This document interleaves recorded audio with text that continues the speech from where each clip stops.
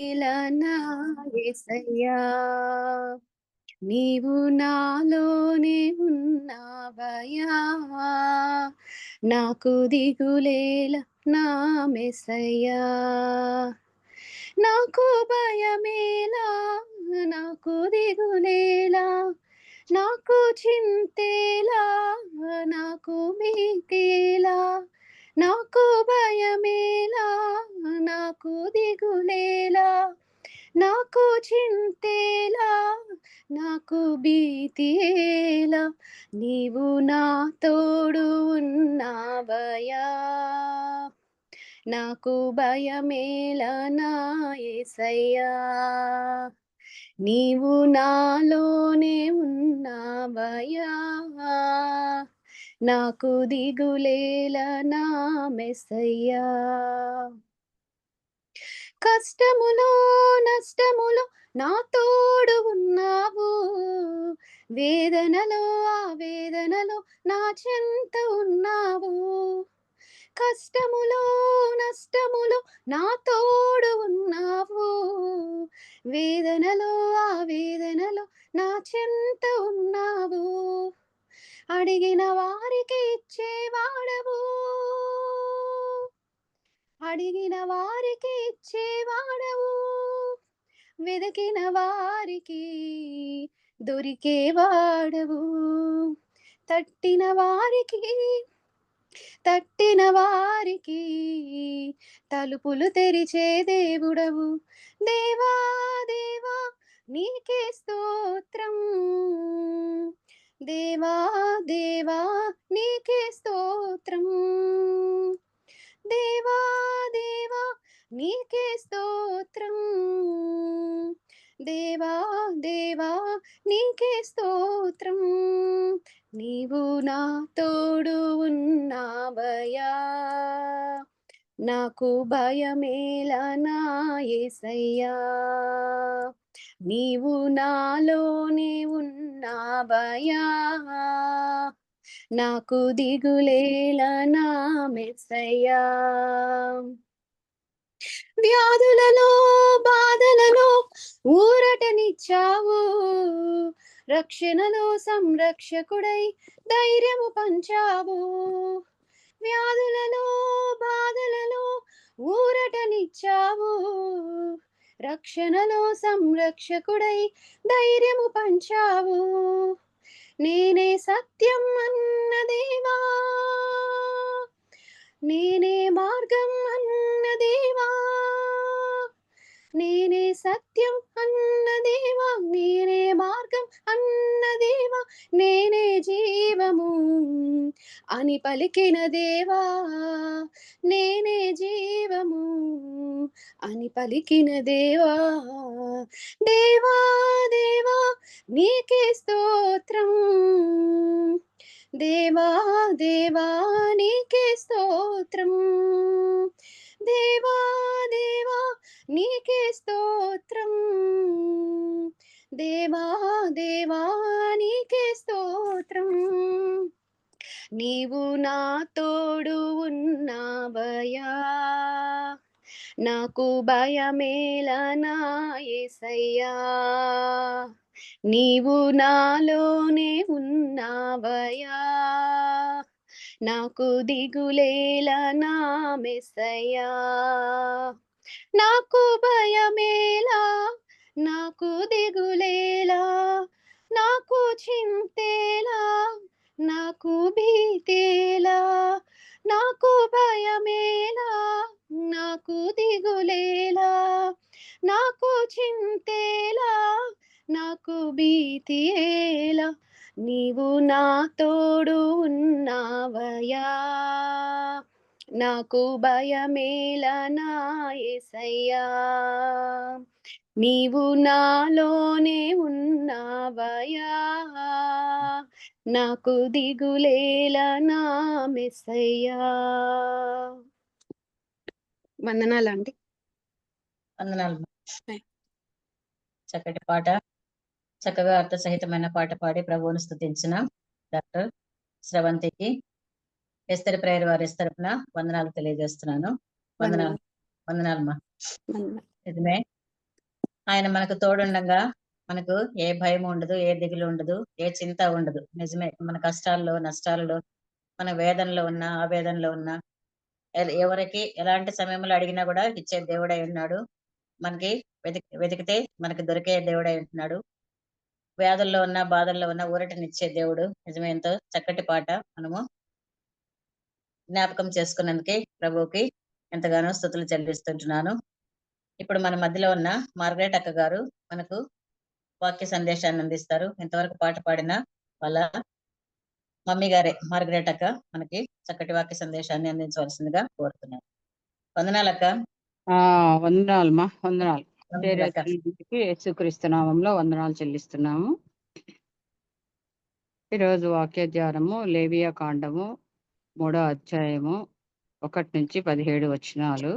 Almost all ఇది బాగా ఒక్కొక్కరు ఒక 2 వచనాలు చదువుదాము.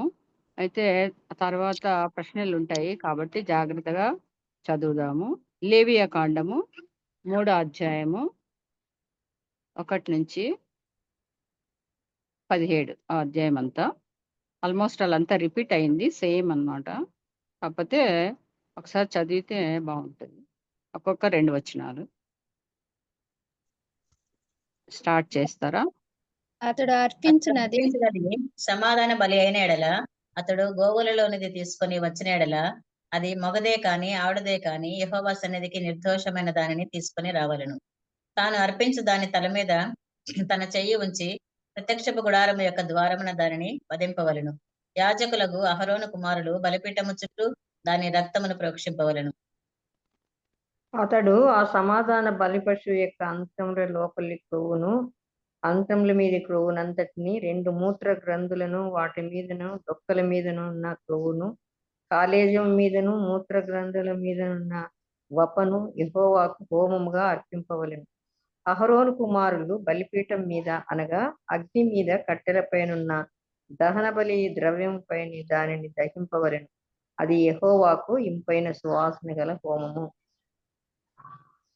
యెహోవాకు సమాధాన బలిగా ఒకడు అర్పించినది గొర్రె మేకలలోనిదైన ఎడల అది మగదే గాని ఆడుదే గాని నిర్దోషమైన దాన్ని తీసుకుని రావలెను. అతడు అర్పించే అర్పణము గొర్రె పిల్ల అయిన ఎడల యెహోవా సన్నిధికి దానిని తీసుకుని రావలెను. చదవండి ఎవరైనా ఇంకొకరు. తాను అర్పించి దాని తల మీద అతడు తన చెయ్యి ఉంచి ప్రత్యక్ష గుడారము ఎదుట దానిని వధింపవలెను. అహరోను కుమారులు బలిపీఠం చుట్టూ దాని రక్తమును ప్రోక్షింపవలెను. ఆ సమాధాన బలి పశువు యొక్క క్రొవ్వును, ముడ్డిపూస మొదలుకొని క్రొవ్విన తోక అంతటిని, ఆత్రములలోని క్రొవ్వును, ఆత్రముల మీది క్రొవ్వు అంతటిని, 2 మూత్ర గ్రంథులను, వాటి మీద డొక్కల పైన క్రొవ్వును, మూత్ర గ్రంథుల మీద కాలేజం యొక్క వపను తీసి యెహోవాకు హోమము చేయవలెను. యాజకుడు బలిపీఠం మీద చెప్పండి. వేరే ఎవరన్నా చదవని, నువ్వే చదవద్దు. ఎవరు చదవట్లేదు కదా? ఎంత వాక్యం ఎంతండి? చదువుతున్నారు. కానీ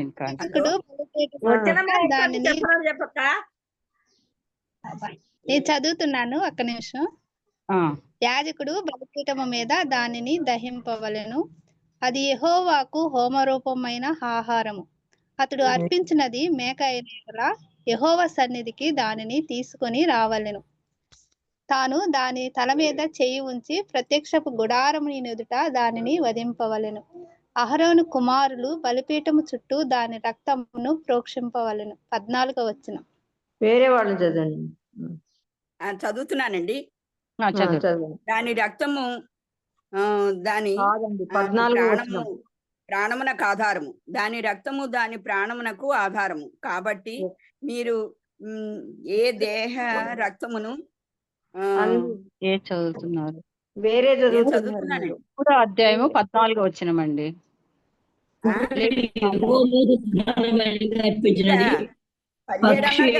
జాతిలోదైనా తెల్లగొవ్వల నుండి గాని పావురపు పిల్లల నుండి గాని తేవలేను. బలిపీఠం దగ్గరకు దాని తలను త్రించి బలిపీఠం మీద దాని రక్తము అది బలిపీఠం మీద పక్కకు ఉండవలెను. లేవే కాండం 3వ అధ్యాయం 16, 17 16. వస్తున్నానండి. దానిలో అర్పించు అంతరములు కప్పు క్రొవ్వును అంతరముల మీది క్రొవ్వు అంతటిని 2 మూత్ర గ్రంథములు వాటి మీద డొక్కల పైన ఉన్న క్రొవ్వును 2 మూత్ర గ్రంథం పైన కాలిమును యొక్క యెహోవా హోమముగా అర్పించవలెను. ఇప్పుడు చదవండి ఎవరైనా 16. చదవండి. ఏడవచనం అండి. యాజకుడు బలిపీఠం మీద దానిని దహింపవలను. క్రొవ్వంతయు యెహోవాదే. అది సువాసన గల హోమరూపం గల ఆహారం. మీరు క్రొవ్వునైనను రక్తమునైనా తినకూడదు. ఇది మీ తరతరములకు మీ నివాస స్థలముల్లో అన్నిటిలోనూ నిత్యమైన కట్టడ. Very good, thank you. మరి 3వ అధ్యాయములో రిపిటేషన్ ఉంది ఎక్కువ, అంటే సేమ్ అదే మొదటి 5 వచనాలు, మళ్ళీ 6 నుంచి 12 వచనాలు, మరలా 13 నుంచి 15 వచనాలు. మరి ఇక్కడ మనం ఏం గమనించామండి, ఈ బలికి ఒక పేరుంది. ఏం పేరు? మొదటి అధ్యాయం ఒక విషయం, 3వ అధ్యాయంలో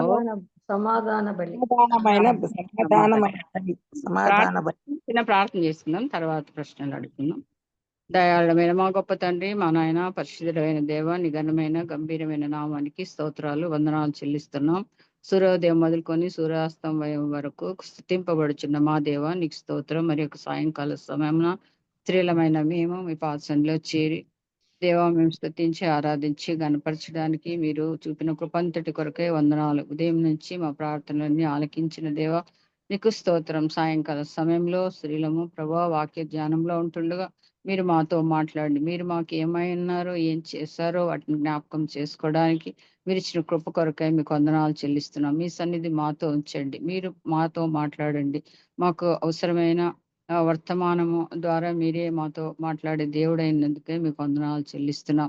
అవును ప్రభువా, మీరు మా కొరకు చేసిన గొప్ప త్యాగాన్ని మేము జ్ఞాపకం చేసుకోవాలని ఆశపడుతుండగా మీ సన్నిధి మాతో ఉంచి నడిపించి మీరే మహిమ పొందుమని, ప్రతి ఒక్కరిని తృప్తిపరచమని.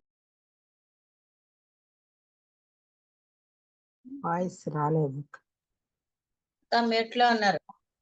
వాయిస్ రాలే. సారీ, ప్రార్థన వినపడలేదా? అయితే లాస్ట్ లో వినపడుతుంది. నన్ను మరుగుపరచండి, మీ వాక్యం ద్వారా మా ప్రతి ఒక్కరితో మాట్లాడమని వేడుకొంచున్నాం. చేరి వచ్చిన బిడ్డందరిని బట్టి మీకు వందనాలు చెల్లిస్తూ ఈ మా ప్రార్థన మా ప్రభువును రక్షకుడైన యేసుక్రీస్తు అతి పరిశుద్ధమైన నామమున బ్రతిమాలి వేడుకొంచున్నాం తండ్రి, ఆమేన్. లేవికాండంలో 1వ అధ్యాయంలో దహన బలి గురించి వివరణ ఉంది. అది చెప్పాను నేను ఒకసారి ఇంతకుముందు ఆల్రెడీ జూమ్ లోనే. తర్వాత 2వ అధ్యాయంలో, అంటే ఈ లేవియా కాండాన్ని మనము 5 బలులు ఉన్నాయి ఇందులో.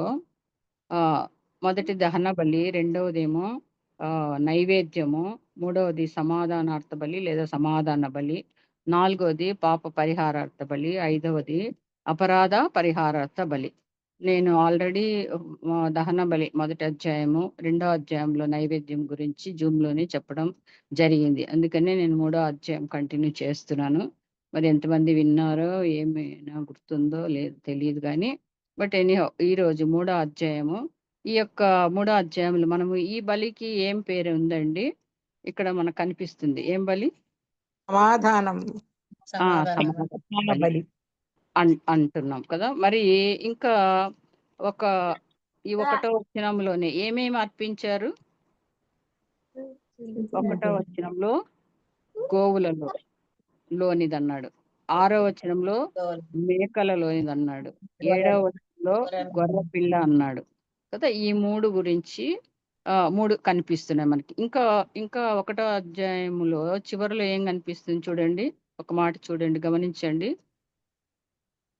దహన బలి అనగా యెహోవాకి ఇంపైన సువాసన గల హోమము. 1వ అధ్యాయం 1వ వచనం చివరిలో.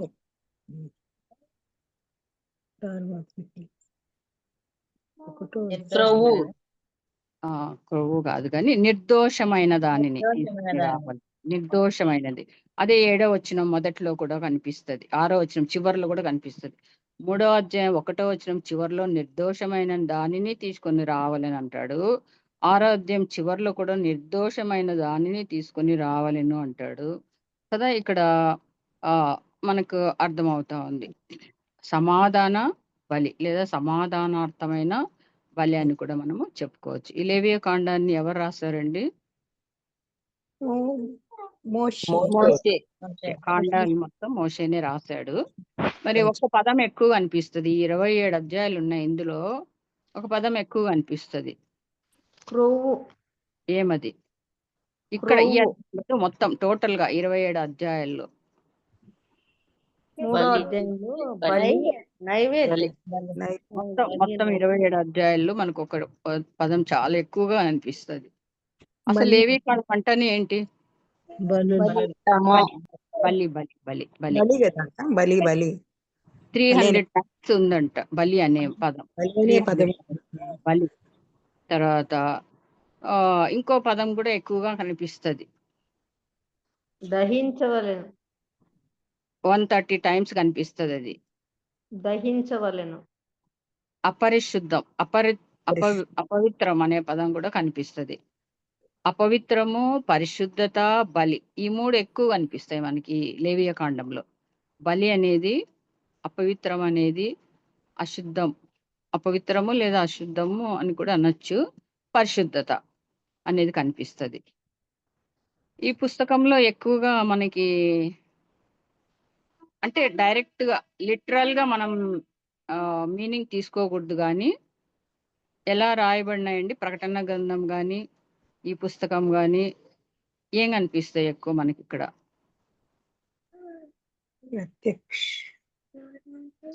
సాక్ష్యాలు, చిహ్నాలు, సూచనలు అన్నమాట. మనకి డైరెక్ట్ గా యేసుక్రీస్తు ప్రభు ఈ అధ్యాయంలో కనిపించడం లేదు కదా. కనిపిస్తున్నారా? ఆ పదం వచ్చిందా మనకి ఏమన్నా? యేసుక్రీస్తు అనే పదమే ఆయన మెన్షన్ చేసినట్టుగానే కనపడదు. యెహోవాకు ఇంపైన సువాసన గల హోమం అని కనిపిస్తుంది. యెహోవాకు హోమరూపమైన ఆహారం అని కనిపిస్తుంది. కానీ యేసుక్రీస్తు ప్రభు ఇది ఈ క్రొవ్వంతయు యెహోవాదే 16 అధ్యాయంలో కనిపిస్తుంది. కానీ మనకి ఇక్కడ యేసుక్రీస్తు అనే పదం మనకి కనిపించదు అనమాట. అంటే పాత నిబంధన కాలము అంతా కూడా యెహోవా దేవుడి గురించే రాయబడి ఉన్నది, ఆయనే కనిపిస్తాడు. కానీ క్రీస్తు అందులో దాగి ఉన్నాడు అనమాట. ఆయనంతా ఈ పాత నిబంధన ధర్మశాస్త్రాన్ని అంతా కూడా నెరవేర్చిన వాడుగా ఉన్నాడు. మరి ఇంకో పదం కూడా ఎక్కువ కనిపిస్తుంది, యాజకులు కదా. ఇది కూడా 170 టైమ్స్ కనిపిస్తుంది అనమాట. 26వ అధ్యాయం 2వ వచనంలో ఒక మాట చూడండి. అది ఇంతకుముందు చెప్పాను నేను, కానీ మరొకసారి చూడండి. 26వ అధ్యాయము, ఇదే లేవియ కాండము 26వ అధ్యాయము 2వ వచనం. నేను నియమించిన విశ్రాంతి దినములను మీరు ఆచరింపవలెను, నా పరిశుద్ధ మందిరమును సన్మానింపవలెను. అంతే, నేను యెహోవాను. పరిశుద్ధ మందిరం అంటాడు. పరిశుద్ధ మందిరమును సన్మానింపవలెను, నేను యెహోవాను. పరిశుద్ధ మందిరమును ఎంతమంది సన్మానిస్తున్నాము అని మనం ఒకసారి పరీక్ష చేసుకోవాలి. యెహోవా అక్కడ పాత నిబంధనలు ఎక్కువగా పరిశుద్ధత. తర్వాత ఎందుకు అంటే మన దేవుడైన యెహోవా లేదా యేసుక్రీస్తు ప్రభు కానీ మన దేవుడు ఎలాంటి వాడండి? పరిశుద్ధుడు. కోరుకుంటున్నవాడు. పరిశుద్ధతను కోరుకుంటున్నవాడు అన్నమాట. అందుకని పరిశుద్ధత అనే పదం ఎక్కువగా రెఫరెన్స్ నేను తర్వాత చెప్తాను, చాలా చోట్ల ఉంది. అసలు యాక్చువల్గా ఈ గ్రంథాన్ని ఏమంటారు భాగంలో 4 భాగాల్లో విడగొట్టినట్టు చూస్తాం. అవును, అది ఒక నిమిషము. పరిశుద్ధ అర్పణ, పరిశుద్ధ యాజకత్వము, పరిశుద్ధ స్థలము, పరిశుద్ధ దేశము అన్నమాట అనేటివి కనిపిస్తాయి లేవియ కాండంలో. పరిశుద్ధత. తర్వాత ఇక్కడ అర్పణలు కూడా మనకి 5 కనిపిస్తాయని ఇందాక చెప్పాను కదా. ఒకటి దహన బలి 1వ అధ్యాయము 6వ అధ్యాయంలో కనిపిస్తుంది. నైవేద్యం అనేది 2వ అధ్యాయము 1 నుంచి 16 కనిపిస్తుంది. దహన బలి 1వ అధ్యాయం 1 నుంచి 17 వరకు. అవి 2 నేను జూమ్లో పంచుకోవడం జరిగింది. ఈరోజు 3 సమాధానార్థ బలి, ఇది 3వ అధ్యాయం 1 నుంచి 17 వచనాల్లో రాయబడింది. తర్వాత పాప పరిహారార్థ బలి, ఇది 4వ అధ్యాయంలో రాయబడింది. అపరాధ పరిహారార్థ బలి అనేది 7వ అధ్యాయంలో మనము చూస్తాం అన్నమాట. లేవియ కాండాన్ని ఈ విధంగా 5గా చేశారు. ఏ వచనం తీసుకున్నా, ఏ పదం తీసుకున్నా కూడా మన ప్రభువైన యేసుక్రీస్తును సాదృశ్యంగా, చిహ్నాలుగా, సూచనగా, అదే చెప్పాను కదా, ఈ పుస్తకంలో ఎక్కువ ఏం కనిపిస్తాయి మనకి? సాదృశ్యాలు, చిహ్నాలు, సూచనలే కనిపిస్తాయి అన్నమాట. తర్వాత ఇంకొక పదం కూడా మనకి ఎక్కువ కనిపిస్తుంది ఇక్కడ, యాజకులు. యాజకులకు ఇక్కడ 2వ వచనంలో యాజకులకు అహరోను కుమారులు అని కనిపిస్తుంది. యాజకులు, అప్పుడు యాజకులు ప్రత్యేకంగా ఉండేవారు కదా, వాళ్లే దేవుని సన్నిధిలో బలి అర్పించాలి. అతి పరిశుద్ధ స్థలంలోకి కూడా వాళ్ళే వెళ్తారు, అందరూ వెళ్ళడానికి వీలు లేదనమాట. అది సో ఈ దహన బలి అనేది మనకి లేవియ కాండంలోనేనా అంటే ఆది కాండంలో నుంచి కూడా మనకు కనిపిస్తుంది. ఆది కాండము 8వ అధ్యాయం చూడండి. ఆది కాండం 8వ అధ్యాయంలో ఎవరండి? నోవహు బలిపీఠం కట్టి 8వ అధ్యాయం 20-22 వచనాలు. ఆది కాండము 8వ అధ్యాయము 20-21 20. అప్పుడు నోవహు యెహోవాకు బలిపీఠం కట్టి పవిత్ర పశువులన్నిటిలోను పవిత్ర పక్షులన్నిటిలోను కొన్ని తీసుకొని ఆ పీఠము మీద దహన బలి అర్పించాను కదా ఇక్కడ. ఇది అప్పుడు యెహోవా ఇంపైన సువాసనను ఆగ్రహించి ఇక మీదట నరులను బట్టి భూమిని మరలా శపించును, ఎందుకనగా ఆలోచన వారి బాల్యం నుండి చెడ్డది కదా. ఈ విధంగా ఇక్కడ దహన బలి అనేది మనకి ఆది కాండంలో కనిపిస్తుంది. అలాగే నిర్గమకాండం 29-18 కూడా కనిపిస్తుంది. నిర్గమకాండం 29-18. బలిపీఠము మీద పొట్టేలంతయు దహింపవలెను, అది యెహోవాకు దహన బలి, యెహోవాకు ఇంపైన సువాసన గల హోమము. యెహోవాకు ఇంపైనది దహన బలి కూడా మన ప్రభువైన యేసుక్రీస్తునే సూచించేదిగా ఉంటున్నది. తర్వాత ఇప్పుడు మనం ఈరోజు సమాధానార్థ బలిని గురించి చూడాలనుకున్నాం. ఇది మనకి ఇంకా ఎక్కడైనా కనిపిస్తుందంటే నిర్గమకాండం 20వ అధ్యాయం 24వ వచనంలో కనిపిస్తుంది. చూడండి, ఒక మాట చూసుకుందాం. నిర్గమకాండము 20వ అధ్యాయం 24వ వచనం. మంటి బలిపీఠమును నా కొరకు చేసి దాని మీద నీ దహన బలులను, సమాధాన బలులను, నీ గొర్రెలను, నీ ఎద్దులను అర్పింపవలెను. నేను నా నామమును జ్ఞాపకార్థముగా నుంచు ప్రతి స్థలములోనూ నీ యొద్దకు వచ్చి నిన్ను ఆశీర్వదించు. ఇక్కడ ఏం కనిపిస్తుందంట? దహన బలులను, సమాధాన బలులను, నీ గొర్రెలను, నీ ఎద్దులను అర్పింపవలెను. సమాధాన బలులు ఇక్కడ కూడా కనిపిస్తున్నాయి అన్నమాట. ఇది కూడా యెహోవాకు యెహోవాకు ఇంపైన, ఇక్కడ లేదు కదా, ఇది కూడా యెహోవాకు ఇంపైన సువాసన గల హోమము. 3 మాత్రమే, దహన బలి, నైవేద్యము, సమాధాన బలి మాత్రమే యెహోవాకు ఇంపైన సువాసన గల హోమములు.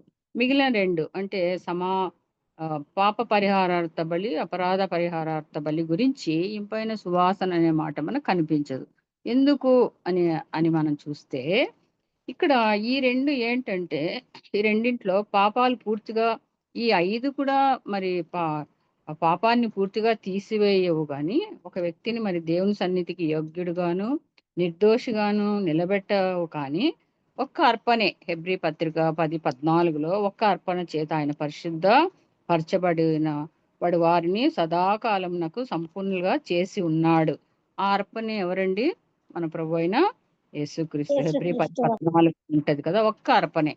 ఇక్కడైతే పాత నిబంధనలు లేవి కాండం ప్రతి సంవత్సరం ప్రతి ఒక్కరు బలులు అర్పిస్తానే ఉంటారు వాళ్ళ పాపముల నిమిత్తమై. అయితే పూర్తిగా నివారణ అయితే కాదు, వాళ్ళు నిర్దోషులుగా పరిగణించబడరు, కానీ ఆ అర్పణలు అర్పిస్తూనే ఉంటారు. కానీ మన ప్రభువు కొత్త నిబంధనలో హెబ్రీ పత్రిక 10:14లో ఉన్నట్టు ఒక్క అర్పణ చేత ఆయన పరిశుద్ధపరచబడి వారిని సదాకాలం నాకు మరి మాటికి అర్పణలు అర్పించాల్సిన అవసరం లేదు, ప్రతి ఒక్కరు అర్పించాల్సిన అవసరం లేదు, అందరి నిమిత్తము ఆయనే ఒకసారి ఒక అర్పణ సమర్పించి సదాకాలం నాకు సంపూర్ణంగా చేస్తున్నాడు. ఈ అర్పణలన్నీ దేవుని గొర్రెపిల్లైన యేసుక్రీస్తునే సూచిస్తా ఉన్నాయి. మనకు ముందు ఉన్నవాళ్ళు కానీ తర్వాత కూడా జీవించిన తన ప్రజలందరి పాపాలను తొలగించడం కోసం ఆయన బలి అర్పణ అయినట్టుగా మనకి తెలుసు. ఇది యేసుక్రీస్తుని గురించిన వివరణ అన్నమాట. మన ప్రభు అయిన యేసుక్రీస్తు బలి అయినారు. అపరాధ పరిహారార్థ బలి కానీ మరి పాప పరిహారార్థ బలి కానీ ఆయనకి ఇంపైనవి కాదనమాట. ఎందుకంటే అక్కడ ప్రభు అయిన యేసుక్రీస్తు పాపంగా చేయబడ్డాడు, శాపంగా ఆయన చేయబడి ఆయన నలుగొట్టబడినాడు, ఆయన హింసింపబడినాడు, ఆయన ప్రాణం త్యాగం చేస్తున్నాడు. కాబట్టి అది తండ్రికి ఇష్టమైన హోమం కాదు, అది యెహోవాకు హోమమే కానీ ఇష్టమైనది కాదు. ఆ మొదటి మూడు మాత్రం ఆయనకు ఎంతో అది సువాసన గల హోమరూపం అని చెప్పుకుంటాం అన్నమాట. ఈ సమాధాన బలి అనేది మనకి ఇక్కడ అర్థమైపోవాలి. సమాధాన కర్త ఎవరండి? ఎవరికి పేరు? మన ప్రభు అయిన యేసుక్రీస్తుకే సమాధాన కర్త అని పేరు అన్నమాట. పాత నిబంధన కన్నా కొత్త నిబంధన గొప్పదని పౌలు మరి సీనాయి తర్వాత సియోను కొండలతో పోల్చి వివరించినట్టుగా మనం నూతన నిబంధనలో చూస్తాం. యోహాను సువార్త 1:29 వచనంలో బాప్తిసమిచ్చి యోహాను యేసుక్రీస్తు గురించి ఏం చెప్పాడండి? ఎవరికైనా ఐడియా ఉందా? యోహాను సువార్త 1:29. యేసు తన ఎద్దకు రాగా చూచి ఇదిగో లోక పాపం మోసుకొని పోయి దేవుని గొర్రె పిల్ల అని అన్నట్టు చూస్తాం మనం. ఆయన గొర్రె పిల్లగా కదా ఇక్కడ ఉంది కదా మనకి 6వ వచనంలో, గొర్రె మేకల్లోనిదైన ఎడల అది మగదే కానీ ఆడదే కానీ నిర్దోషమైన దాన్ని తీసుకుని గొర్రె పిల్ల అయిన ఎడల యెహోవా సన్నిధికి దాన్ని తీసుకొని రావాలి. ఇక్కడ గొర్రె పిల్ల అనేది కనిపిస్తుంది. గొర్రె పిల్ల అంటే ఎవరండి? మన ప్రభు అయిన యేసుక్రీస్తునే సూచిస్తున్నట్టుగా మనం తెలుసుకోవాలి. అలాగే ఎఫెసీ 5:2 ఏమంటదంటే, క్రీస్తు మిమ్మును ప్రేమించి, ఎవరినండి? మనల్ని ప్రేమించి పరిమళ వాసనగా ఉండుటకు మన కొరకు తాను దేవునికి అర్పణముగాను బలిగాను అర్పించుకొనెను కదా. ఎఫెసీ 5:2 మనం ఎలా ఉండాలంటండి? మనల్ని ప్రేమించాడు. ఎవరండి? పరమ తండ్రి యేసుక్రీస్తు ప్రభువు, యెహోవా దేవుడు అందరూ మనల్ని ప్రేమించి, దేవుడు ప్రేమించి ఆయన ఏం చేస్తాడండి? యేసుక్రీస్తును అర్పణగాను బలిగాను అప్పగించినాడు. అప్పగించెను కదా. అది తండ్రి అభిష్టమైనది, తండ్రి యొక్క ఉద్దేశమైనది, తండ్రిని యొక్క మాటకు విధేయత చూపించిన మన ప్రభు అయిన యేసుక్రీస్తును మనం ఇక్కడ చూడగలుగుతాం. ఒక వచనం చూద్దామండి. ప్రకటన 5వ అధ్యాయము 6. ప్రకటన 5:6.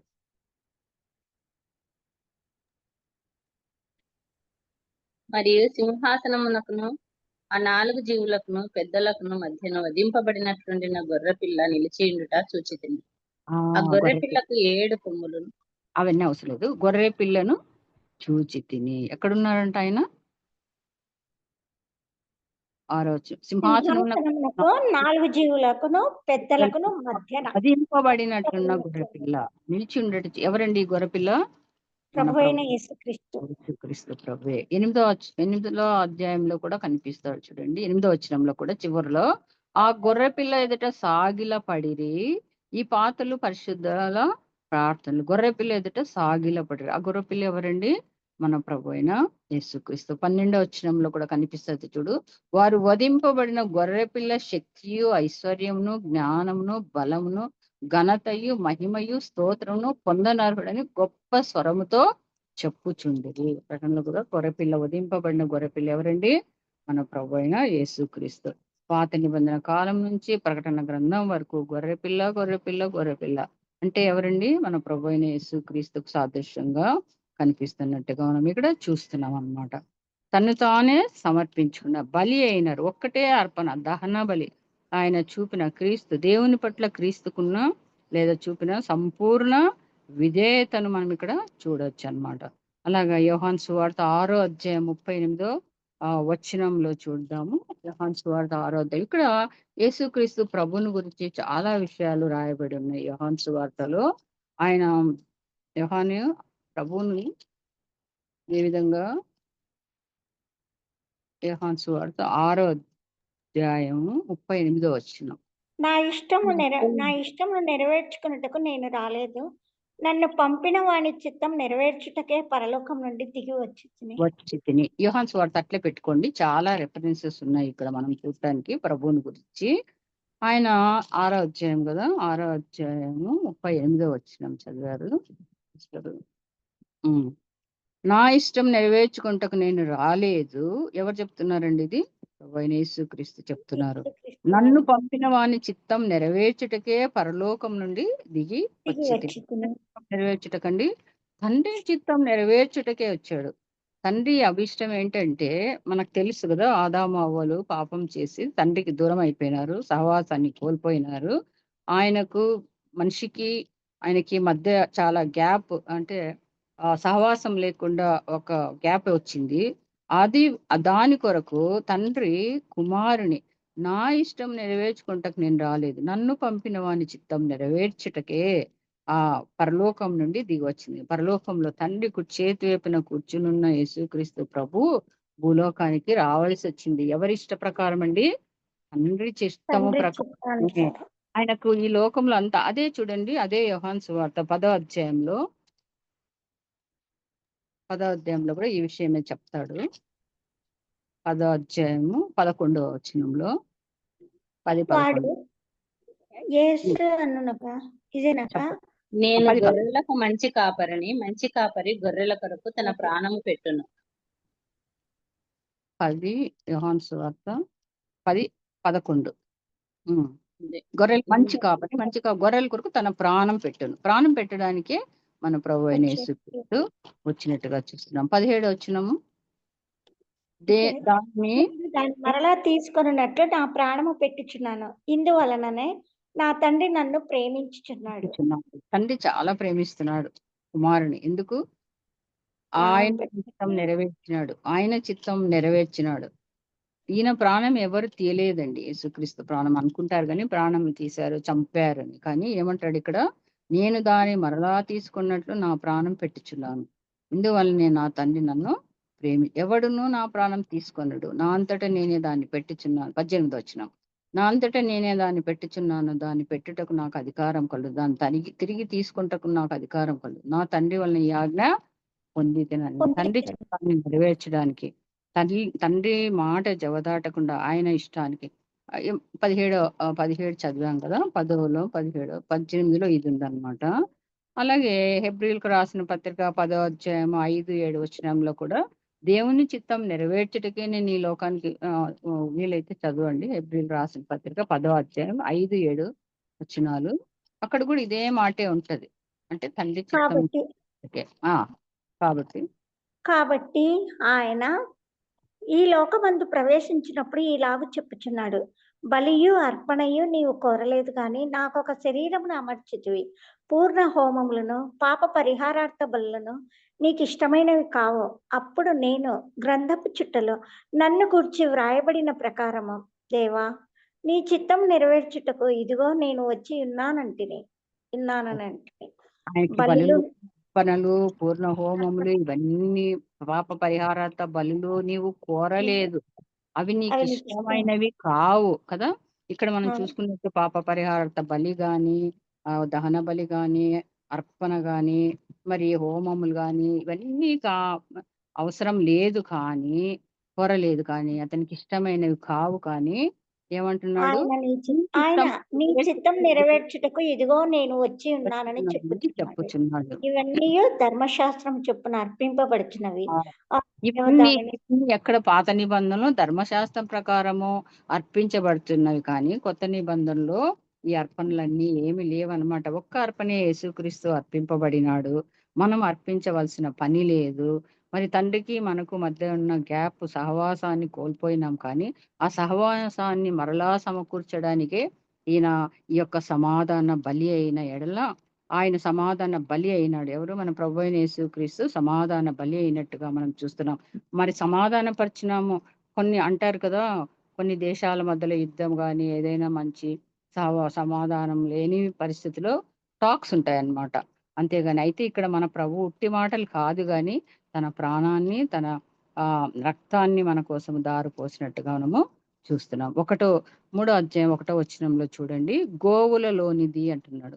తీసుకొని వచ్చినది మగదే కానీ ఆడదే కానీ యెహోవా సన్నిధికి నిర్దోషమైన దానిని తీసుకొని రావాలి.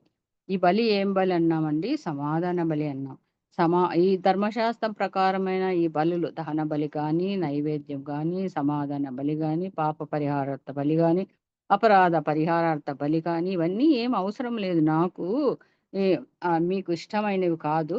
యేసుక్రీస్తు బలి అవ్వడం అనేది ఆయన చిత్తమైనది అని మనము హెబ్రీ పత్రికలో చదువుకున్నాం కదా. ఇక్కడ ఏమంటున్నాడు 1వ వచనంలో, గోవులలోనిది తీసుకొని వచ్చిన ఎడలా, అది మగదే కానీ ఆడదే కానీ యెహోవా సన్నిధికి నిర్దోషమైన దాన్ని ఎలాంటి తీసుకురావాలంటండి? నిర్దోషమైనది తీసుకురావాలంటున్నాడు తండ్రి అయిన దేవునికి. ఇది గోవు అనేది ఏమి ఎదురు చెప్పకుండా పనిచేసే స్వభావాన్ని సూచిస్తుంది అన్నమాట. నిజంగా మన ప్రభువు కూడా మరి దేవుని చిత్తాన్ని నెరవేర్చాడు. ఒక మాట కూడా ఆయన ఏమీ మాట్లాడలేదు. మనం అబ్రాహాము ఇస్సాకు వదను కూడా చూస్తాం. ఇస్సాకు అసలు ఒక్క మాట కూడా మాట్లాడలేదు కదా. ఆయన ప్రాణం అర్పించలేదనుకోండి ఇస్సాకు, కానీ అక్కడ బలికి తీసుకొని పోయినప్పుడు అసలు ఏం మాట్లాడు. పెద్ద అబ్బాయే, నాకు తెలిసి 13-14 సంవత్సరాల వయసు ఉంటుంది ఆ పిల్లవాడికి. అయితే తండ్రి కట్టేసి పెట్టి కత్తి తీస్తే కూడా ఏం మాట్లాడలే. అంటే తండ్రి చిత్తానికి లోబడినాడు ఆ పిల్లవాడు. అలాగే ఇక్కడ మన ప్రభు అయిన యేసుక్రీస్తు కూడా తండ్రి చిత్తానికి 33 సంవత్సరాల వయసు, యంగ్, చాలా ఏమంటారు, యంగ్ అంటే చాలా యంగ్ అన్నమాట. ఆయన గోవులను తీసుకుని వచ్చిన, అది మగదే కానీ ఆడదే కానీ నిర్దోషమైన దాన్ని తీసుకురావాలి. మనం ప్రభు అయిన యేసుక్రీస్తు గోవు అన్నప్పుడు అది ఎదురు చెప్పకుండా పనిచేసే స్వభావాన్ని సూచిస్తుంది అనమాట. అందుకని గోవు అని చెప్పినాడు. ఇక్కడ ప్రభు అయిన యేసుక్రీస్తు తండ్రికి ఎంతో విధేయుడైన ఆ క్రీస్తును సూచిస్తుంది గోవు అనేది. తర్వాత నిర్దోషమైన అంటాడు. నిజంగానే హెబ్రీ 7వ అధ్యాయం 26వ వచనంలో మన ప్రభువు గురించి రాయబడింది. అది చాలా ఫెమిలియర్ వర్స్. ఏముందండి అక్కడ 7:26 చెప్పగలరా? నిర్దోషి నిష్కల్మషుడు పాపుల్లో చేరక ప్రత్యేకంగా ఉన్నాడు మన ప్రభు. పవిత్రుడు, నిర్దోషి, నిష్కల్మషుడు, చేరక ప్రత్యేకంగా. అందుకని నిర్దోషమైన అంటాడు. నిజంగా ఈ పదము మన ప్రభువుకే సాటిపోతుంది. నిర్దోషమైన అనేది ఇంకెవ్వరికి కూడా మనం ఆ పాదంని ఆపాదించలేమన్నమాట. ప్రభు అయిన యేసుక్రీస్తుకు మాత్రమే నిర్దోషం. ఎందుకంటే ఆయన జననం పవిత్రం, ఆయన జీవితం పరిశుద్ధం, ఆయన మరణము పవిత్రమైనదే, మరలా పునరుత్థానం కూడా పవిత్రమైనదే. ఆయనలో ఏ పాపము, నాలో ఏ పాపమైన ఉన్నదని మీరు ఎవరైనా రుజువు చేయగలరా అని చాలా రెఫరెన్స్లు మనం చూడగలం. పేతురు 1:19, 2:22, యోహాను రాసిన పత్రిక 3:5 ఇక్కడంతా కూడా ఆయన నిర్దోషమైన వాడు, నిష్కల్మషులు, పాపులు చేరక ప్రత్యేకంగా ఉన్నవాడని మనం చూడగలం. తర్వాత ఇక్కడ ఇంకొక మాటగా రాయబడింది ఏంటంటే, ఆడుదే గాని మగదే గాని యెహోవా సన్నిధికి తీసుకురావాలి. దహన బలికైతే మగదే కావాలి, నిర్దోషమైన మగదే కావాలంటాడు. ఎందుకంటే అక్కడ పూర్తిగా మన ప్రభు అయిన యేసుక్రీస్తునే సూచిస్తుంది అనమాట. ఇక్కడ సమాధానం అన్నది స్త్రీలకి పురుషులకి అందరికీ కావాలి కాబట్టి ఆడదే కానీ మగదే కానీ యెహోవా సన్నిధికి నిర్దోషమైన తీసుకొని రావాలనని ఇక్కడ రాయబడినట్టుగా మనం చూస్తాం. తర్వాత అయితే దేవుని చెంతకు తీసుకురావడానికి ఎవరినండి? క్రీస్తు స్త్రీ పురుషుల స్థానంలో ఉండి వాడిని దేవుని చెంతకు రావడానికి ఈ బలి ఎలా ఉండాలంటున్నాడు? ఆడదైనా కావచ్చు, మగదైనా ఉండవచ్చు అని చూస్తూ నిర్దోషమైనది ఉండాలి. అయితే ఆయన దేవునికి మనిషికి మధ్య సమాధాన పరచడానికి వచ్చారు. ఆ విషయం మనకి కొరింథీయులకు రాసిన 2వ పత్రిక 5వ అధ్యాయం చూద్దామండి. అక్కడ చక్కగా మరి కొత్త నిబంధనలు రాశారు. కొరింథీయులకు రాసిన 2వ పత్రిక 5వ అధ్యాయము 18 వచ్చింది. సమస్తమును దేవుని వలన నైనవి. ఆయన మనలను క్రీస్తు ద్వారా తనతో సమాధానపరచుకుని ఆ సమాధానపరచు పరిచర్యను మాకు అనుగ్రహించును. అదేమనగా చదవనక దేవుడు వారి అపరాధములను వారి మీద మోపక క్రీస్తునందు లోకమును తనతో సమాధానపరచుకొనుచు ఆ సమాధాన వాక్యమును మాకు అప్పగించను.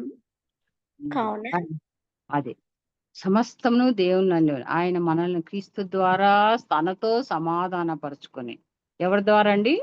క్రీస్తు ద్వారా సమాధాన. ఇదే సమాధానార్థ బలి, సమాధాన బలి. ఎవరండి? మన ప్రభు అయిన యేసుక్రీస్తు బలి. ఏ బలి? సమాధాన. ఆయన మనలను క్రీస్తు ద్వారా తనతో సమాధాన పరచుకొని ఆ సమాధానపరచు పరిచర్య మాకు అనుగ్రహించెను. అదేమనగా దేవుడు వారి అపరాధములను వారి మీద మోపక, ఎవరి మీద? మన అపరాధం మన మీద మోపక, క్రీస్తునందు లోకమును తనతో సమాధాన పరచుకొనుచు ఆ సమాధాన వాక్యమును మాకు అప్పగించెను. క్రీస్తు ద్వారా లోకము అంటే లోకంలో ఉన్న ప్రజలందరినీ తమతో సమాధాన పరచుకోవడానికి ఈ యొక్క యేసుక్రీస్తు ప్రభు బలి అయినట్టుగా మనం చూస్తున్నాం. ఇదే విషయము మరి ఎఫెసీయులకు రాసిన పత్రిక 2వ అధ్యాయంలో మనల్ని సమీపస్తులుగా చేసుకున్నాడు. ఒకప్పుడు మనము దూరస్తులం, పాపం చేసి ఏమైపోయినామండి? దూరస్తులం అయిపోయినాం కదా. ఆదాము హవ్వల ద్వారా పాపము మానవుల్లోనికి ప్రవేశించింది. అప్పుడు తండ్రికి సహవాసం వాళ్ళు కోల్పోయారు. తండ్రికి వారికి దూరము పెరిగిపోయింది. 2వ అధ్యాయం చూడండి, 13-18 వస్తారు. క్రీస్తుకు దూరస్తులై ఇంటరని మీరు జ్ఞాపకం చేసుకొనిడి, అయినను మునుపు దూరస్తులైన మీరు ఇప్పుడు క్రీస్తు యేసునందు క్రీస్తు రక్తం ఉన్న సమీపస్తులై ఉన్నారు. ఎవరండి సమీపస్తులను చేసింది? మన ప్రభు అయిన యేసు క్రీస్తు మనల్ని తండ్రితో సమీపస్తులను చేసినట్టుగా మనం ఇక్కడ చూస్తున్నాం. 18వ వచనంలో కూడా ఆయన ద్వారానే మనము ఉభయులము ఒక్క ఆత్మ యందు తండ్రి సన్నిధికి చేరగలుగుతున్నాం. మనం డైరెక్ట్ గా తండ్రి దగ్గరికి పోలేమండి. కాబట్టి తండ్రి కుమారుడే మనల్ని సమాధానపరిచినట్టుగా చూస్తాం. ఇదే విషయం కొలస్సీ 1వ అధ్యాయం 20వ వచనంలో కూడా సమాధానపరిచిన ప్రభు అయిన యేసుక్రీస్తుని మనం చూద్దామండి. అదొకటి కొలస్సీలకు రాసిన పత్రిక 1వ అధ్యాయము 20వ వచనం. ఆయన సిలువ రక్తము చేత సంధి చేసి ఆయన ద్వారా సమస్తమును, అవి భూలోకమందున్నవైనను పరలోకమందున్నవైనను వాటినన్నిటిని ఆయన ద్వారా తనతో సమాధాన పరచుకొనవలని తండ్రి అభిష్టమాయను. ఎవరి ఇష్టం అండి ఇది? తండ్రికి ఇష్టమైంది కాబట్టి మన ప్రభు అయిన యేసుక్రీస్తు లోకానికి బలిగా వచ్చారు, అర్పించడం జరిగింది అనమాట. సమాధాన కర్తగా ఉన్నాడు, సమాధాన బలి అయినాడు. మనకు సమాధానం తండ్రికి మనల్ని సమాధాన పరచడానికైనా మధ్యవర్తిగా ఉన్నట్టుగా మనం చూస్తున్నాం. అంతేకాదు కానీ తర్వాత దేవునికి శాంతి సమాధానం కుదిరింది అని చూస్తున్నాం. యోహాను సువార్త 14:27లో, 16:33లో, ఫిలిప్పి 4:7-9లో శాంతి, నా శాంతిని మీకు అనుగ్రహించుటకు వచ్చాను. శాంతిని నా యందు మీకు సమాధానం కనుగొనట్టు దేవుని సమాధానం యేసుక్రీస్తు వలన మీ హృదయములకును మీ తలంపులకును కావలి ఉండును. సమాధాన కర్తయగు దేవుడు మీకు తోడైండునని వ్రాయబడింది. యోహాను సువార్త 14వ అధ్యాయం 27వ వచనంలో కానీ, 16వ అధ్యాయం 33వ వచనంలో కానీ, ఫిలిప్పి 4:7-9లో కానీ ఆయన మనకు శాంతి అయి ఉన్నాడు, ఆయన మనకు సమాధాన కర్త అయి ఉన్నాడు, ఆయన మనకు తోడై ఉన్నాడు. ఆయన తండ్రికి మనకును మధ్యవర్తిత్వం చేసి ఆయన సహవాసమును కోల్పోయిన సహవాసాన్ని మరలా పునరుద్ధరించినట్టుగా మనం చూస్తున్నాం. పాపం మానవ జీవితంలో ప్రవేశించినట్టు చూస్తాం. శాంతి లేదు హృదయంలో, కలవరము, భయము, మన దేవుని పట్ల విశ్వాసము కోల్పోయినాము. దేవుడు కూడా మనం సమీపములుగా లేము, దూరస్థులమైనాం. కానీ వీటన్నిటిని మళ్ళా పునరుద్ధరించడానికి ఆయన బలి అయినట్టుగా చూస్తాం. ఈ గొర్రెలు, మేకలు, గొడ్లు ఇవన్నీ మరి వీటి వలన మనకు సమాధానం తండ్రికి మనకు సమాధానం కలుగదు. కానీ ప్రభు అయిన యేసుక్రీస్తు ద్వారానే మనకి పాపక్షమాపణ, ప్రాయశ్చిత్తం కలుగుతుందని మనం చూస్తున్నాం. ఇదే 3వ అధ్యాయం 2వ వచనంలో చూడండి, తాను అర్పించి దాని తల మీద తని చెయ్యి ఉంచడం అనేది బలి అర్పించే వారి స్థానంలో ఆ బలి అంగీకారంగా ఉండేందుకు సూచనగా ఉందన్నమాట. ఆ వ్యక్తి సావాల్సి ఉండగా అతనికి బదులుగా పశువు చనిపోయినట్టుగా మనం చూస్తున్నాం.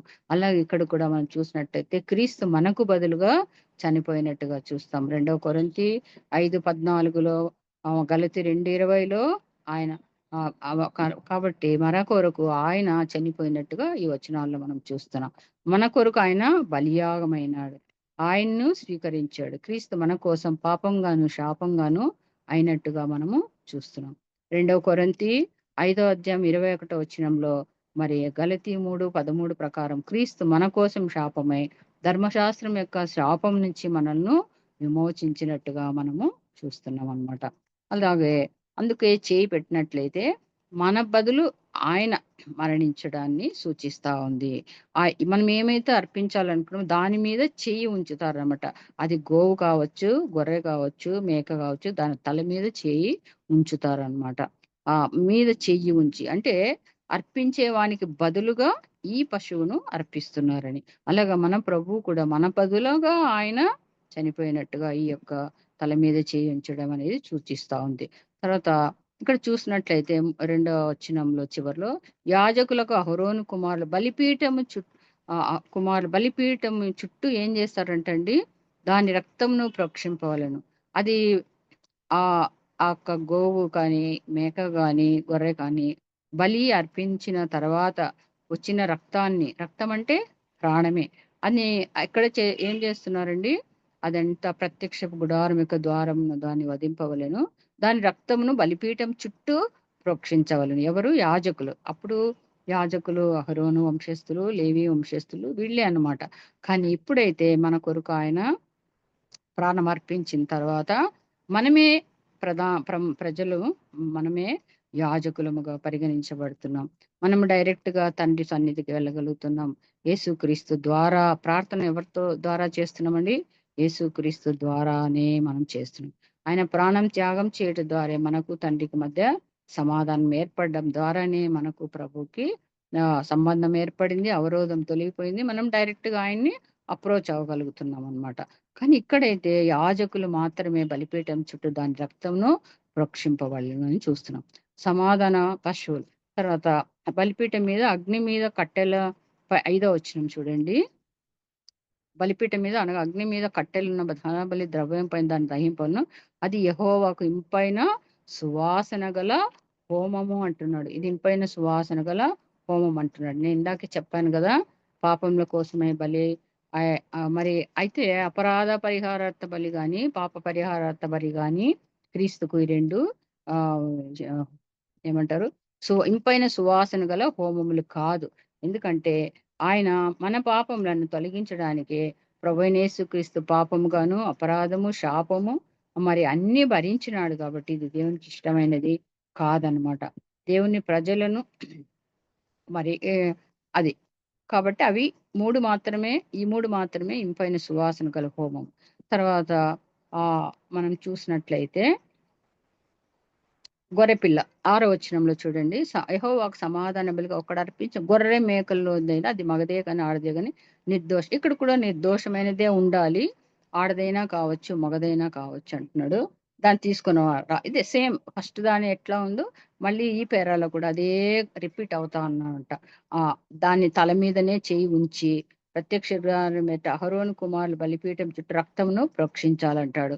మరి 9వ వచనం ఆ సమాధాన బలి పశువు యొక్క క్రొవ్వును, ఈ క్రొవ్వు అనేది మనం చూస్తాం తర్వాత ఏంటి అది అనేది. మరి సేమ్ అన్నమాట, అదే రిపీట్ అయినట్టుగా మనము చూస్తున్నాం. మరి మన మన ఈయన ఏమైనాడు మన కొరకు? అతిక్రమముల కొరకు. యెషయా 53:5 వచనము మన అతిక్రమములను బట్టి అతడు గాయపరచబడెను, మన దోషములను బట్టి నలుగగొట్టబడెను. మరి ఎందుకు మన ప్రభువైన యేసుక్రీస్తు ఈ విధంగా బలి కావాల్సి వచ్చింది, రక్తం చిందించవలసి వచ్చింది అని మనం చూసినట్లయితే 53:5 వచనంలో ఎవరిని బట్టి గాయపరచబడినాడండి? మన అతిక్రమములను బట్టి అతడు గాయపరచబడినాడు, మన దోషములను బట్టి నలుగొట్టబడినాడు. కాబట్టి ఆయన పాప పరిహారార్థ బలి, అపరాధ పరిహారార్థ బలి అనేటివి సూచిస్తాయన్నమాట ఇది. మరి ఇశ్రాయేలీలు కూడా అంతే. మోషే కాలంలో మోషే యాజకుడుగా తన దేవునికి ప్రజలకు మధ్యవర్తిగా ఉంటాడు. ఎందుకు వ్యవహరించినట్టుగా మనం చూస్తున్నాం. వాళ్ళు కూడా చాలా కాలము దేవునికి లోబడనొల్లని ప్రజలుగా సరవులు గునుగులు తర్వాత విగ్రహారాధన చేశారు. నశింప చేస్తాను అని ఒక టైంలో అన్నప్పుడు మోషే ప్రభు పక్షాన ప్రజల పక్షాన ప్రభువును వేడుకున్నాడు, మొరపెట్టినాడు. ప్రభు వద్దు, వాళ్ళని చంపొద్దండి అని అడిగినట్టుగా చూస్తున్నాం. అయితే మోషే ద్వారా పాప క్షమాపణ గాని పశ్చాత్తాపం గాని విడుదల కానీ రక్షణ కానీ రాలేదు. ఆయన ప్రాణము అర్పించలేదు ఇజ్రాయేలీల కొరకు. అయితే మన ప్రభు అయిన యేసుక్రీస్తు సమాధాన పరచడానికి ఏం చేశాడండి? ఆయన మనకు పాప క్షమాపణ ఇచ్చాడు, పశ్చాత్తాపం ఇచ్చినాడు, విడుదల ఇచ్చినాడు, రక్షణ ఇచ్చినాడు, శాశ్వత జీవం ఇచ్చినాడు, నిత్య రాజ్యం ఇచ్చినాడు. ప్రభు ద్వారా మనకు ఇవన్నీ కూడా అనుగ్రహించబడినాయి. యేసుక్రీస్తు ద్వారానే మనం ఇవన్నీ కూడా కోల్పోయినవన్నీ కూడా మనము పొందగలిగినాం. అయితే పాత నిబంధన కాలంలో మోషే తండ్రి ఏమంటారు దేవునికి ప్రజలకు మధ్యవర్తిగా ఉన్నాడు, కానీ ఆయన ప్రాణం పెట్టలేదు. కానీ ఆయన దేవుని విషయాలు ప్రజల విషయాలు దేవునికి తెలియచేసినట్టుగా ఉన్నాడు. అది పాత నిబంధన కాలం అండి. ఆ మధ్య దూరాన్ని మన ప్రభు అయిన యేసుక్రీస్తు ఛేదించి డైరెక్ట్ గా మనమే ఆయన అప్రోచ్ అయ్యే అవకాశము మనకు కల్పించినట్టుగా ఇక్కడ మనము చూస్తున్నాం అన్నమాట. తర్వాత అహరోను కుటుంబం యాజకులుగా వ్యవహరించారు కదా. వాళ్ళు మాత్రమే పరిశుద్ధ స్థలంలోకి, అతి పరిశుద్ధ స్థలంలోకి వెళ్ళాలి, వేరే వాళ్ళు పోవడానికి లేదన్నమాట. ఇది ఆ పాత నిబంధన కాలంలో ఉన్న విషయం అన్నమాట. తర్వాత ఇక్కడ చూడండి, ఎన్నో వచనంలో 11వ వచనంలో మనం చూసినట్లయితే ఏముంది ఇక్కడ, యెహోవాకు యాజకుడు బలిపీఠం మీద దాన్ని అహింపవలను, అది యెహోవాకు హోమరూపమైన ఆహారము అంటున్నాడు. హోమరూపమైన ఆహారం ఏమండి? ప్రభుకి ఆహారం, దేవునికి ఆహారం అవసరమా? అవసరం లేదు. ఆయనే అందరికి అది ఎవరికి ఆహారము దేవుని అనేది చాలా రెఫరెన్సెస్ లో మనం చూడగలుగుతాం, కానీ ఇప్పుడు అవన్నీ చూడటానికి మన సమయం సరిపోదు. 21వ అధ్యాయం అవసరమైతే రాసుకోండి. 21వ అధ్యాయము 6, 8, 17, 22 వచనాల్లో మనకు కనిపిస్తుంది. అలాగే సంఖ్యాకాండం 28వ వచనంలో కనిపిస్తుంది. మలాకి 1వ అధ్యాయం 12వ వచనంలో కనిపిస్తారు. ఇది ఇక్కడ బలి అయిన వాటి యొక్క ఏమంటారు, ఆ బలి అయిన ఆ మాంసం కానీ అది కానీ యాజకులే తీసుకోవాలి, కానీ వేరే ఎవరు కానీ దాన్ని తీసుకుపోవడానికి లేదు.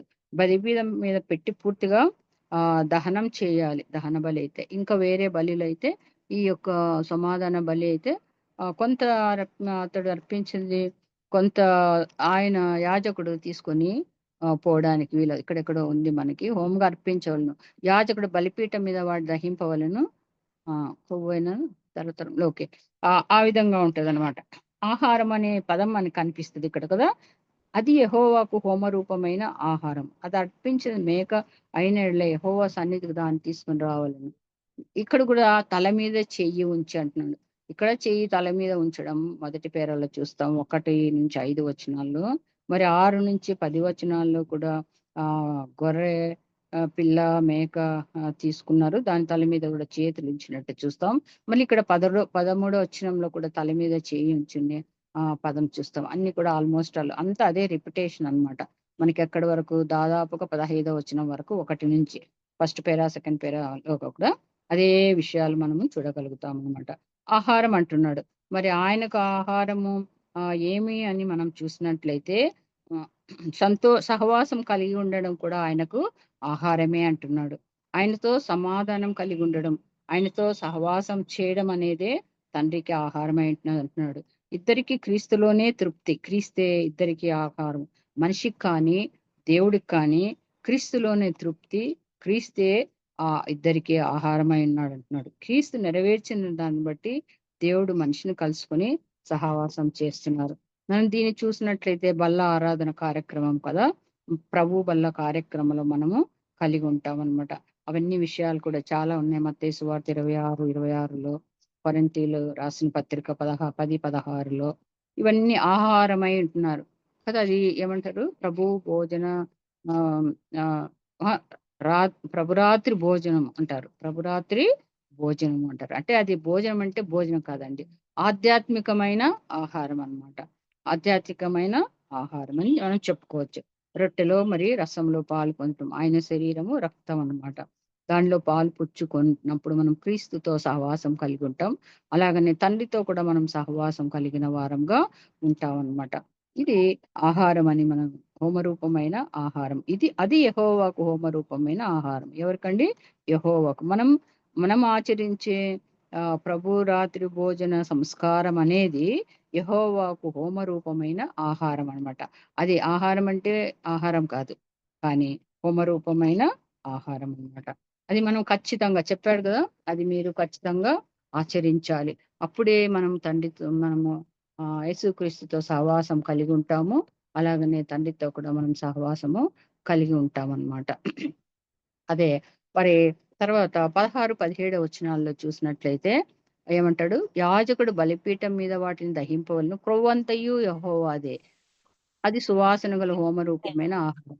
క్రొవ్వునైనను రక్తంనైనా తినకూడదు. అది మీ తరతరములకు మీ నివాస సమయం అన్నిటిలోనూ నిత్యమైన కట్టడి అన్నాడు. క్రొవ్వు అన్నప్పుడు ఇది ఆరోగ్యానికి లేదా పుష్టిని తెలియచేసేదిగా ఉంటున్నది. నిజంగా మన యొక్క ఆరోగ్యము, మన యొక్క శక్తి, మన యొక్క బలము ఎవరండి? దేవుడే ఇస్తున్నాడు మనకి. ఆ రూపమైన ఆ యెహోవా ఇక్కడ చెప్తాడు, యెహోవాదే అంటాడు. ఇక్కడ ఈ వచనంలో మనకు కనిపిస్తుంది. యెహోవాకు హోమరూపంగా అర్పింపవలెను అంటున్నాడు కదా. అది మన ఆరోగ్యం గాని, మన ఐశ్వర్యం గాని, మన బలము గాని, మన శక్తి కానీ ఎవరిస్తున్నారని? మన ప్రభువైన యేసుక్రీస్తు మాత్రమే. దావీదు గొల్యాతుని చంపినట్టుగా మనం చూస్తున్నాం. అది దేవుని శక్తి బలమే. సంసోను జయము, గిద్యోను జయము, మోషే జయ జీవితం, ఇవన్నీ ప్రభువులో మనం చూసినట్లయితే ఈ జయము, దావీదు జయము, వీళ్ళందరూ జయ జీవితం జీవించారు. మరి ఆరోగ్యంగా ఉన్నారు. ఎంతో పేరు ప్రఖ్యాతులు పొందినారు. ఇవన్నీ ఎవరి దగ్గర నుంచి వచ్చాయండి? మన ప్రభువైన యేసుక్రీస్తు ద్వారానే వాళ్ళు వాటన్నిటిని పొందగలరు. ఇది క్రొవ్వును సూచించేదిగా ఉన్నట్టుగా మనము చూస్తున్నాం అన్నమాట. ఆయన్ని మనము ఆశ్రయించాలి, ఆయన్ని మనము విశ్వసించాలి. ఆయనే మన ఆధ్యాత్మిక ఆహారం అయినట్టుగా మనం చూస్తున్నాం. ఇది సమాధాన బలి అన్నమాట. మన ప్రభువైన యేసుక్రీస్తును సూచించేదిగా ఉన్నది. మన నిమిత్తమైన బలి అయినట్టుగా చూస్తున్నాం. యేసుక్రీస్తునే సూచిస్తుంది. కానీ గొర్రె కావచ్చు, మేక కావచ్చు, లేదా గోవు కావచ్చు, ఏదేమైనప్పటికీ మన ప్రభువైన యేసుక్రీస్తుని సూచిస్తుంది. దాని యొక్క ముఖ్య ఉద్దేశం అంటే తండ్రికి మనకు మధ్యలో ఉన్న ఆ యొక్క గ్యాప్ ని అంటే ఆ సహవాసాన్ని, కోల్పోయిన సహవాసాన్ని పునరుద్ధరించడానికే మన ప్రభువైన యేసుక్రీస్తు తన రక్తమును, ప్రాణమును మన కొరకు దారపోసినట్టుగా చూస్తున్నాం. అందుకే ఇది సమాధాన బలి అని దీనికి పేరు పెట్టబడింది అన్నమాట. చేయి పెట్టడం అంటే మన కొరకు ఆయన బలి అయినాడు కాబట్టి చెయ్యి అనేది దానికి సాదృశ్యంగా ఉంటున్నది. అది ఎలా ఉండాలంట? నిర్దోషమైనదే ఉండాలి. దోషం కలిగిన అర్పణ ఆయనకి ఇష్టం లేదు, కానీ నిర్దోషమైనదే ఉండాలి. అది తండ్రి అభిష్టమై ఉన్నది. మరి ఆయన చిత్త ప్రకారం ఈ లోకానికి రాలేదు, ఆయన చిత్త ప్రకారం బలి అర్పించలేదు. ఆయన తండ్రి చిత్తాన్ని నెరవేర్చడానికే మన ప్రభువైన యేసుక్రీస్తు లోకానికి రావడం జరిగింది, బలి అర్పించడం జరిగింది. మనకు సమాధానమును మనకు అనుగ్రహించినట్టుగా చూస్తున్నాం. కోల్పోయిన సహవాసాన్ని పునరుద్ధరించినట్టుగా చూస్తున్నాం. తండ్రితో మనము సహవాసం కలిగి ఉంటున్నాం. యాజకులంగా అప్పుడు ఓల్డ్ టెస్టిమెంట్ లో అయితే కొన్ని కుటుంబాలకే, ఒక వంశానికే అది చెందింది. కానీ ప్రస్తుతం అయితే మనం అందరం కూడా యాజకులమే. మనము దేవుని సహవాసంను డైరెక్ట్ గా మనకు మధ్యవర్తులు ఎవరు అవసరం లేదు. మన ప్రభువైన యేసుక్రీస్తు ద్వారానే మనము సహవాసం కలిగి ఉన్నట్టుగా మనము చూస్తున్నాం అన్నమాట. ఆహారము, ఆధ్యాత్మిక ఆహారం కూడా మన ప్రభువైన యేసుక్రీస్తు ద్వారానే. మనం బలిలో పాలు పంచుకుంటున్నాం కదా. ఆయన రక్తము, ఆయన శరీరం సాదృశ్యంగా ఉన్న ఆహారం. అదే యెహోవా పుష్టి, కొవ్వు ఆయన పుష్టి, ఆరోగ్యాన్ని, మన ఆరోగ్యము, మన ఐశ్వర్యం, మన సమస్తము ప్రభువైన యెహోవా ఇచ్చినవే కానీ మన సొంతం ఏమీ కాదనమాట. మరి ప్రభువైన యేసుక్రీస్తు ఎలా దేవుని చిత్తాన్ని నెరవేర్చారో అలాగే మనం కూడా ఈ లోకంలో యేసుక్రీస్తు ప్రభు యొక్క బిడ్డలంగా ఎలా ఉండాలంట? పరిశుద్ధంగా ఉండాలి, నిర్దోషంగా ఉండాలి, పవిత్రంగా ఉండాలి, ఆయన చిత్తాన్ని నెరవేర్చే వారంగా ఉండాలి అని మరి ఆయనతో సమాధానంగా ఉండాలి. అంతేకాకుండా పరిశుద్ధులతో కూడా మనము సమాధానం కలిగి జీవించాలని ఈ యొక్క సమాధానార్థమైన బలి సూచనగా ఉంటున్నది. ఈ అవకాశం ఇచ్చిన దేవునికి వందనాలు చెల్లిస్తున్నాం. వందనాలక్క. ఆ వందనాలు మా చిన్న వాక్యాన్ని బట్టి ప్రభువుకు స్తోత్రం. దహన బలి, నైవేద్య బలి, పాప పరిహారార్థ బలి, సమాధాన బలి, అపరాధ పరిహారార్థ బలి, మనకు లేవియా కాండము 3వ అధ్యాయం 1 నుంచి 17వ వచనాల వరకు మనము చదువుకున్నాం. అలాగే దాని గురించి వివరించి చెప్పారు ఇంతకు ముందు కూడా అక్క. లేవియా కాండంలో 1వ అధ్యాయం దాని గురించి చెప్పారు. ఇది ఎంతో టఫ్ సబ్జెక్టు, సరిగా అర్థం కాదు మనకి, కానీ మనం వింటున్నప్పుడు బాగా అర్థమయ్యేలాగా మనకు చెప్పారు అక్క. అందుని బట్టి ప్రభువుకు స్తోత్రం. సమాధాన బలి గురించి మనం నేర్చుకున్నాం. మనం బలి అర్పించేటప్పుడు ఎలాంటి దాన్ని మనము బలిగా అర్పించాలని, నిర్దోషమైన దానిని అర్పించాలని, 130 సార్లు అపవిత్రత అనే దాని గురించి రాయబడిందని, కాబట్టి అపవిత్రమైన దాన్ని కాకుండా పవిత్రమైన దాన్ని మాత్రమే, నిర్దోషమైన దానిని, ఆయనకు ఇంపైన సువాసన గల దానిని మాత్రమే ఆయనకు బలిగా అర్పించవాలని నేర్చుకున్నాము. లేవియాకాండంలో 26వ అధ్యాయం 2వ వచనంలో చెప్పినట్లుగా మనము ఆయన విశ్రాంతి దినమును ఆచరిస్తున్నాము, పరిశుద్ధ మందిరాన్ని మనం సన్మానిస్తున్నామా అని పరీక్షించుకోవాలి. నోవాహు కూడా యెహోవాకు దహన బలి అర్పించినట్లుగా చూసుకున్నాము. అలాగే పాత నిబంధనలో ధర్మశాస్త్ర ప్రకారంగా ఈ బలులన్నీ అర్పించారు, కానీ మన ప్రియ ప్రభువు ఏ బలులను మన నుంచి కోరలేదు. యేసు ప్రభువు గొర్రెపిల్లగా మన కోసం బలి అయినాడు. మన పాపముల నిమిత్తము ఆయన తన ప్రాణాన్ని అర్పించాడు. మన ప్రభు అయిన యేసు ప్రభు 33.5 సంవత్సరములప్పుడు తన తండ్రికి విధేయతను చూపించాడు. మన అతిక్రమ క్రియలను బట్టి మన యేసయ్య శిలువలో నలగొట్టబడినాడు. హెబ్రీలకు రాసిన పత్రిక 7వ అధ్యాయం 26వ వచనంలో చూసుకున్నట్లే మన యేసయ్య పవిత్రుడు, నిర్దోషి, నిష్కల్మషుడు, పాపులలో చేరక ప్రత్యేకంగా ఉన్నవాడు. మన కోసము శిలువలో బలియాగమైనాడు. ఆ శిలువ రక్తంలో మనలను సమాధానపరిచాడు. దూరస్తులుగా ఉన్న మనలను సమీపస్తులుగా చేశాడు. ధర్మశాస్త్రం యొక్క శాపము నుంచి మనకు విమోచనను కలుగజేశాడు. నేను పరిశుద్ధులను గనుక మీరును పరిశుద్ధంగా ఉండమని దేవుడు సెలవిచ్చినాడు. కాబట్టి మనం పరిశుద్ధమైన జీవితాన్ని జీవించలాగన ప్రభు మనకు సహాయం చేయను గాక. విన్న వాక్యాన్ని బట్టి ప్రభువుకు స్తోత్రం. వాక్య ప్రకారంగా మనం జీవించలాగన ప్రభు మనకు సహాయం చేయను గాక. శ్రేష్టమైన వాక్య సందేశాన్ని అందించిన మార్గరెట్ అక్క గారికి ఎస్తర్ ప్రేయర్ వారి తరపున మరొకసారి వందనాలు తెలియజేస్తున్నాను.